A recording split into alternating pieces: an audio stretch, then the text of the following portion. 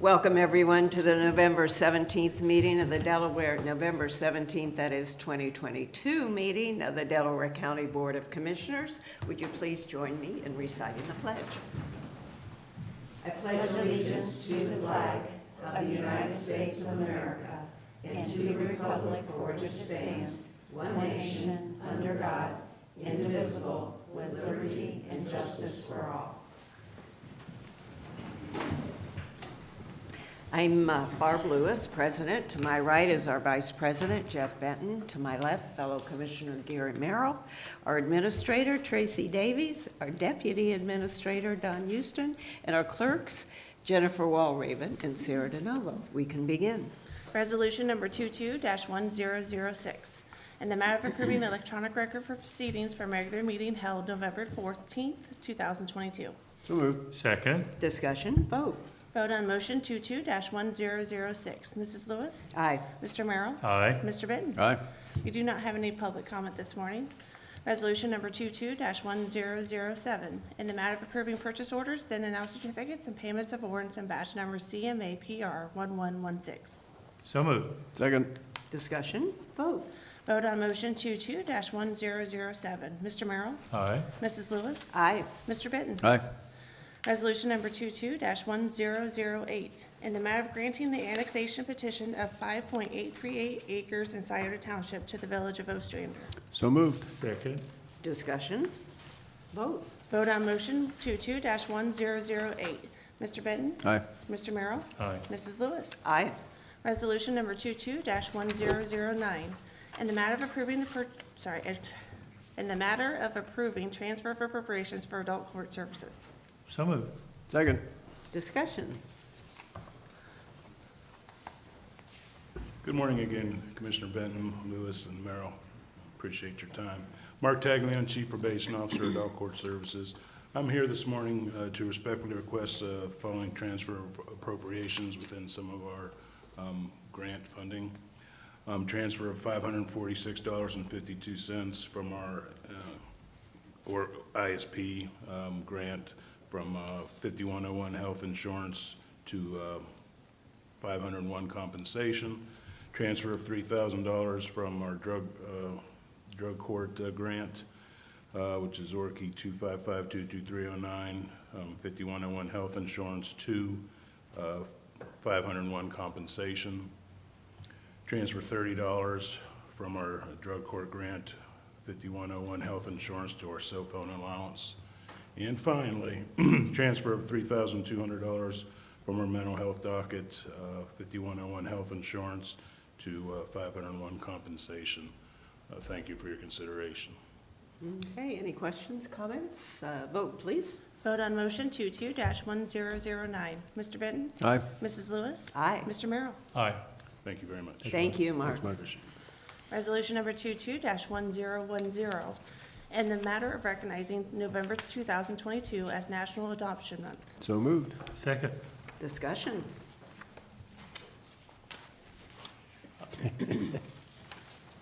Good morning, Lynn Stacy for the department. I think I've been here every November for the past probably 6 years. And I want to report to all of you that we have gone from 18 foster adoptive homes that were licensed 6.5 years ago to now 27 licensed homes, Wow. most duly licensed foster and adopt. We have 6 home studies in progress, and we have 5 recertifications. We have 2 families that are dropping off because they have been foster parents for 8 and 14 years respectively. Both have adopted children from our network. We also had 37 children in custody, temporary custody, permanent custody, and paid placements until yesterday. We had the pleasure of having you meet John and Angie Michaels back in May for Foster Care Appreciation Month. And after a lot of, I'll say, drama and trauma, trying to get a court date in September, it just so happened that it worked out that we had an adoption yesterday, and little Austin, after he spent 768 days in care, is now a Michaels, which was huge. The little guy sat through the court hearing. It was phenomenal to watch him, and watching the bond between mom and dad and big sister Sydney is just awesome. So I'd like John and Angie to come up and talk Sure. briefly about their experience. That would be great. Thank you for the report.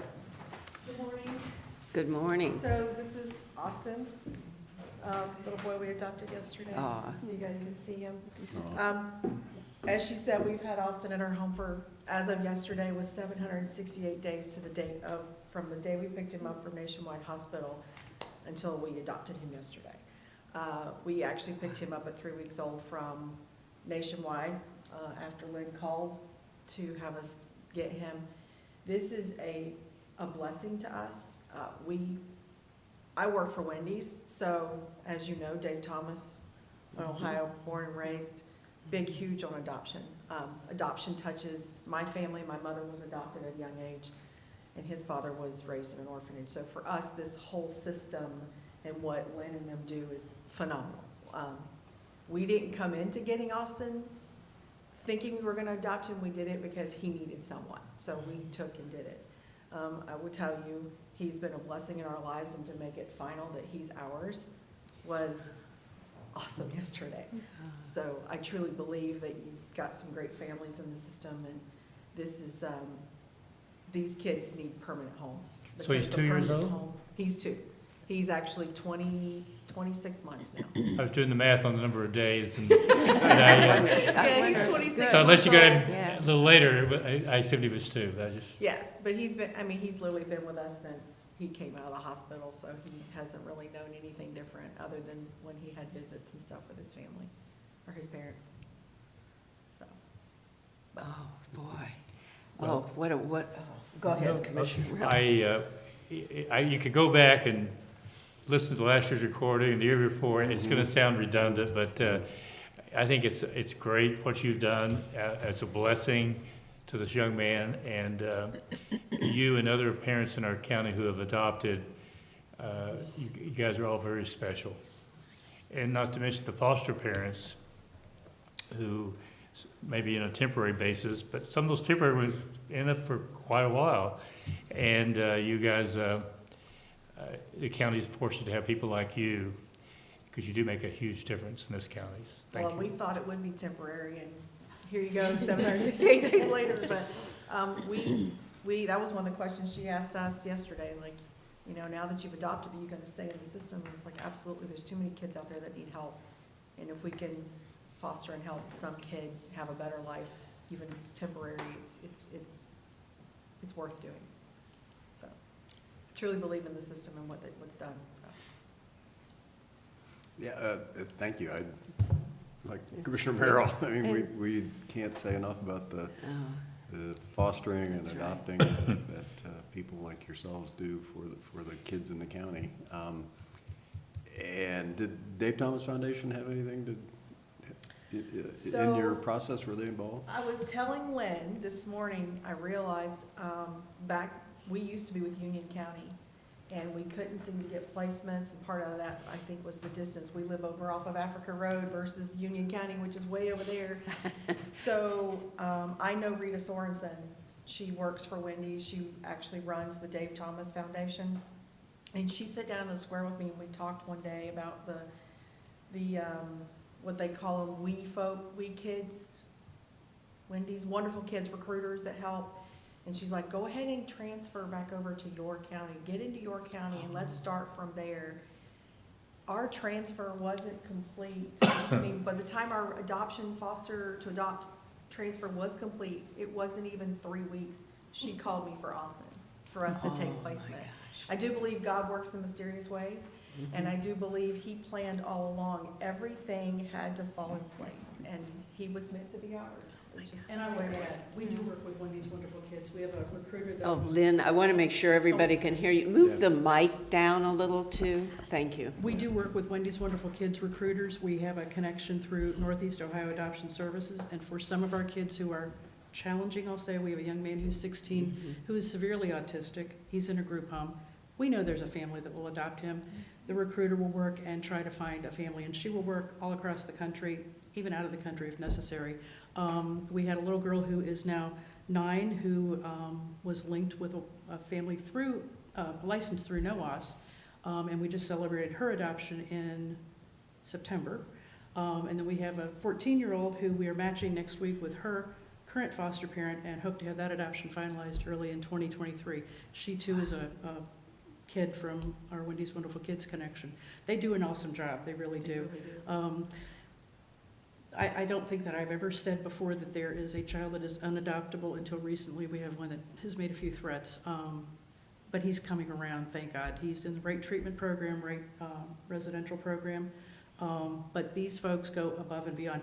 If I had 40 hours a week, or if one of my staff had 40 hours a week to do nothing but mine records and find a family, that's what it takes. And thank God for Wendy's Wonderful Kids and Dave Thomas Foundation. They get It's paid, awesome. yeah, and they get paid off of contributions.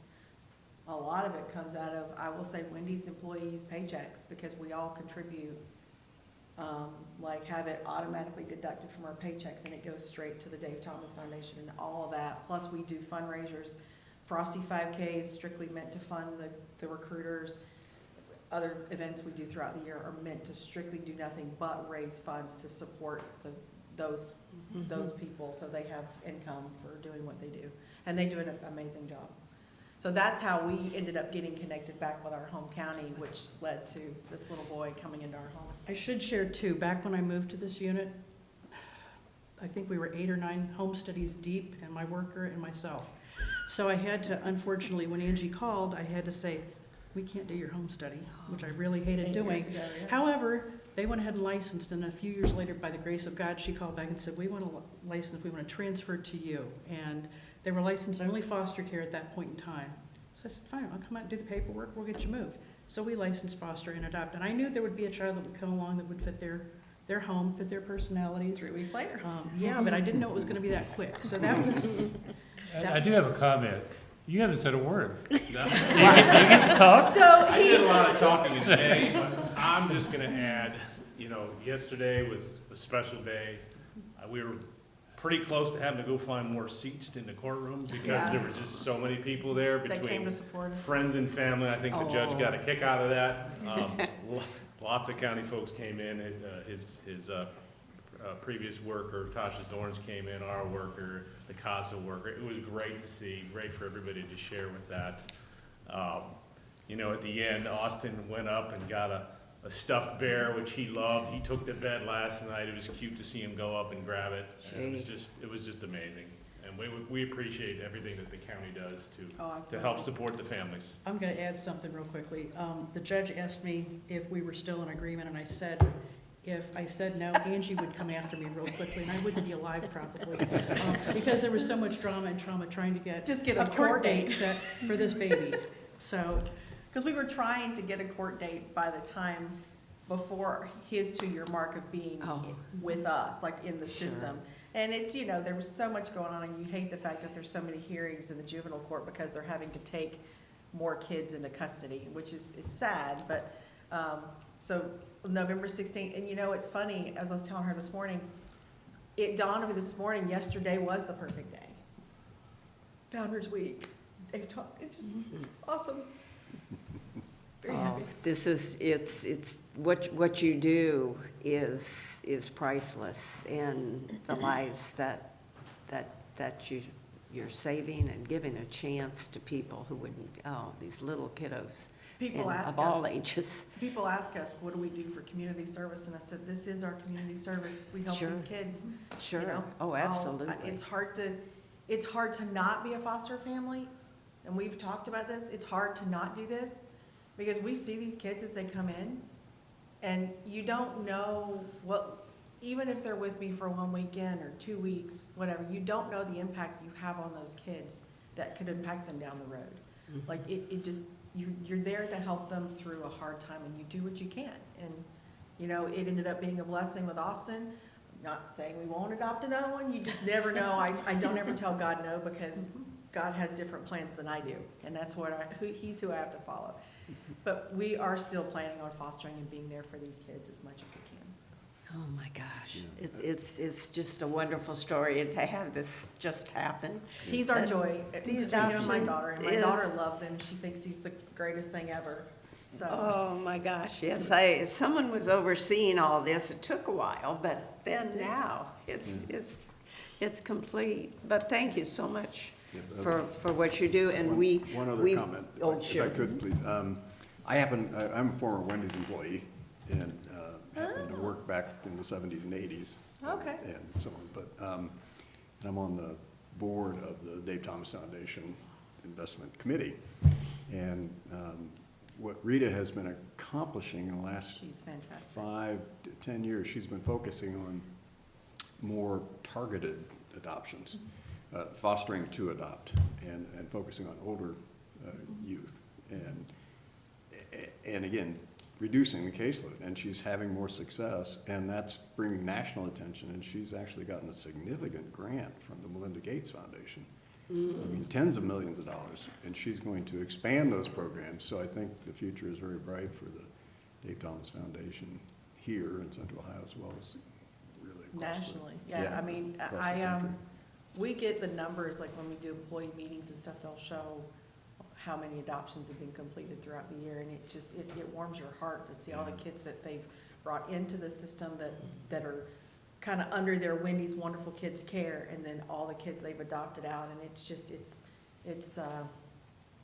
it's an amazing thing what she does. And like, I've sat and talked to her a couple times, because she, with the frustrating of the system, trying to get to the point of getting kids and helping out, she was a big help, so. Yeah, it's she's remarkable what she fantastic. has accomplished, and the country is noticing it and funding it, you know, And to that's expand awesome. it, so it's really neat. That's always been my biggest thing. Why are people going outside of our borders to adopt children when there's so many kids here in this country that need just a little bit of love and a little bit of care? Yep, so thank Boy. you.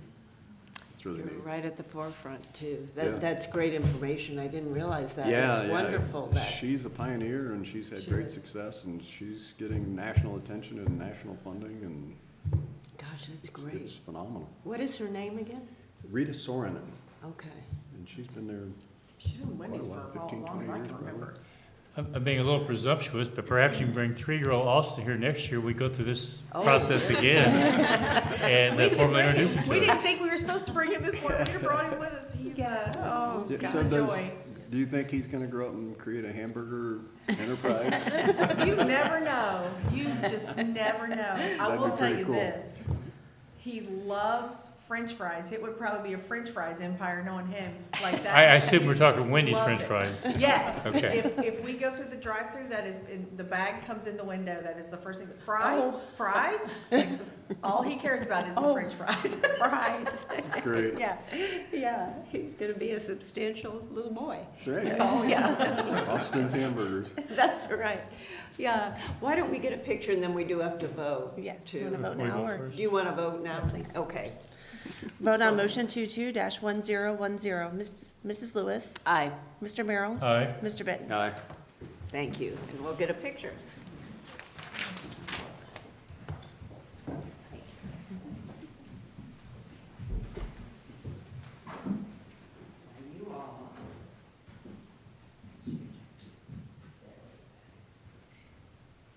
Very good. Close your gap there.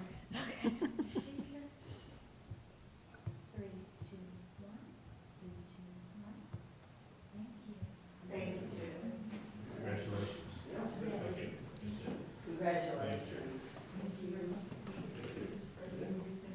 Thank you, thank you.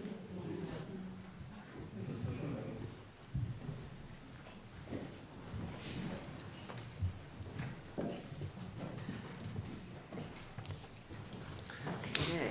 That moves us to item number 7, resolution number 22-1011. And the matter for setting the date, bid, and time to receive bids for uniformed armed security officers for Delaware County. So moved. Second. Discussion. John Melvin, Director of Facilities. It's a tough act to follow. Yes. Deadline for submittal of RFPs will be December 12th, 2 PM. Happy to answer questions.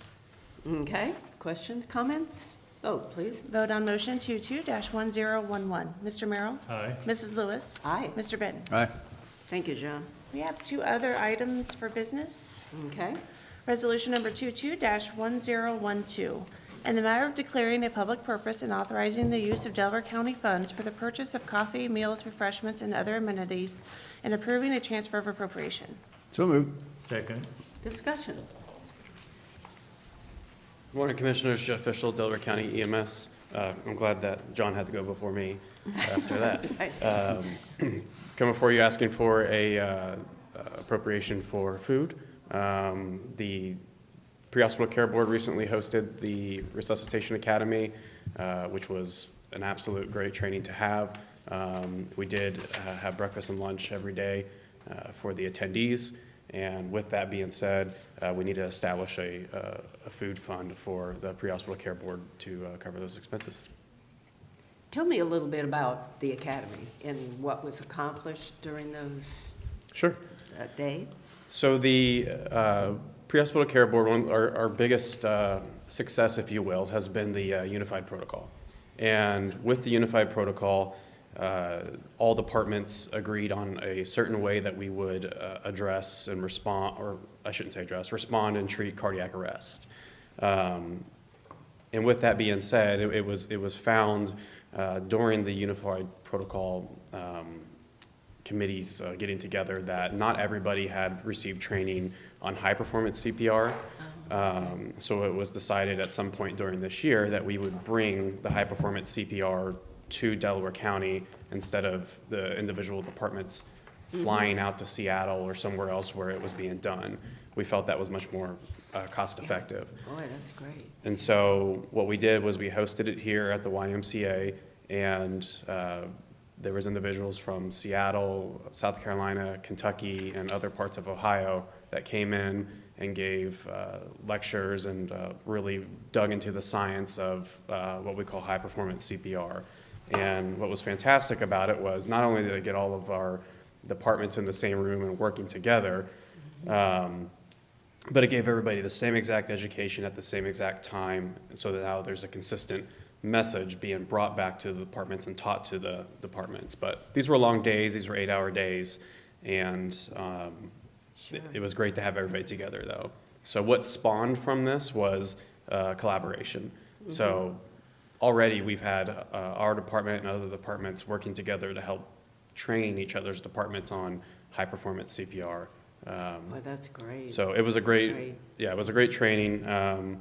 We want to establish a food fund going forward because we can anticipate that there will be more trainings like Sure. this. We did not anticipate it at the start of the year, which is why there was never one established for this year.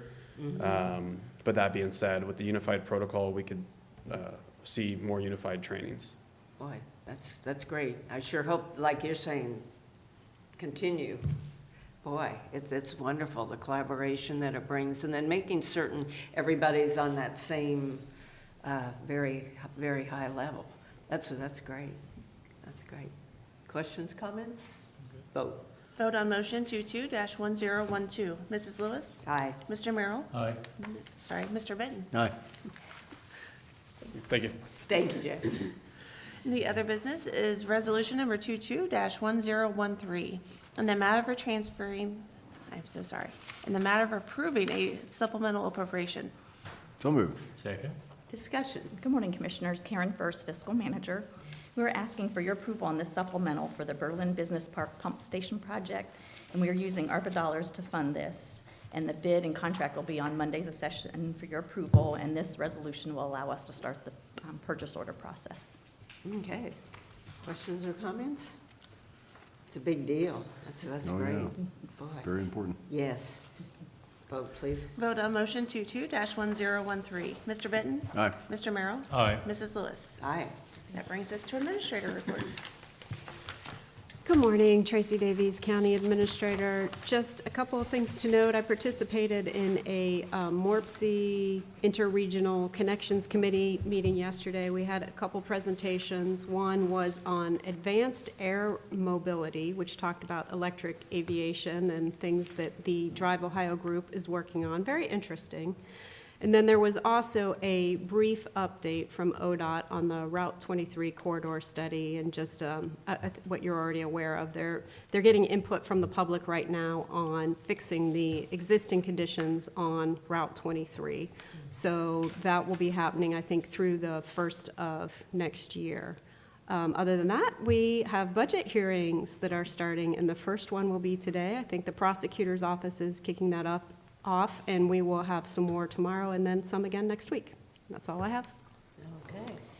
And I attended the Transit Board meeting last evening. Lots going on there with Andy Volnick as the new director. It was his first meeting, along with our two new board appointees.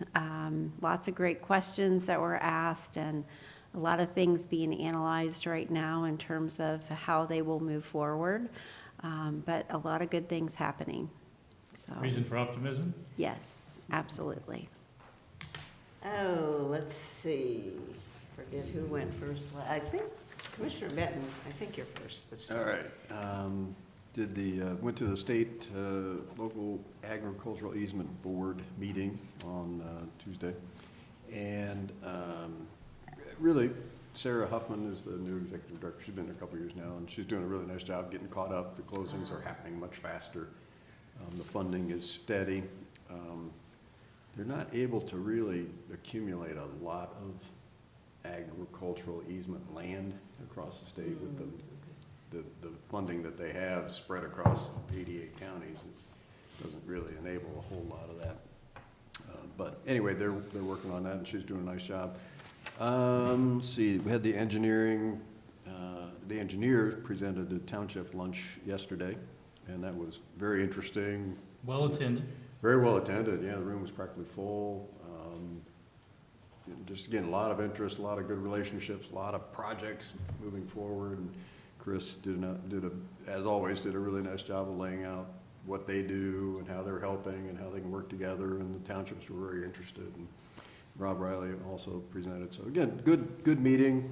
Again, just so many projects going on. Oh, boy. And you know, the funding that the county provides, the partnerships with the townships really does help. Townships have a lot going on. They have a lot of road projects they need to fund and work on. So anyway, very, very positive lunch. Got Central Valley Youth Center this afternoon. Commissioner Merrill and I will be over there for that. And regional planning following. Regional planning later on this evening. And that's it. Okay, Commissioner Merrill. Well, I kind of tagged on to a couple of his comments, so we're covered on COIC and regional planning tonight. I attended the solar Yes. meeting last night that was hosted by OSU Extension at the Radnor Town Hall. The two participants there, I thought, did a really good job of explaining it.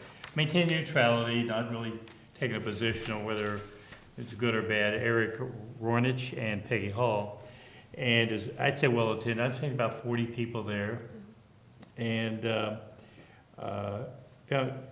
found it very informative, very constructive, and kind of reinforced some of the things we've heard from prior meetings that we've all attended. And but it was a long meeting, about 3 hours, but as roughly ended about 9:30. It started at 6:30.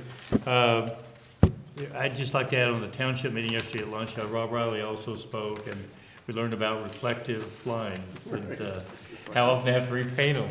So, things you never think about. I know, the details they get into. And I have a CCO policy meeting at 1 o'clock today, which I have sent an email alerting them that I need to be away about 1:30 for the budget meeting. So I might be a few minutes late based on how that evolves. So, and I told Melissa yesterday that I might be a few minutes late, so she's aware of it. And we have a CCO board meeting tomorrow morning at 10 o'clock, and that's all I have. And I have nothing to report at this time, but we do have need for executive. We do. Resolution number 22-1014, in the matter of adjourning into executive session for consideration of pending or imminent litigation and for confidential information related to the economic development. So, second? Discussion, vote. Vote on motion 22-1014. Mrs. Lewis? Aye. Mr. Merrill? Aye. Mr. Benton? Right. We're now recessed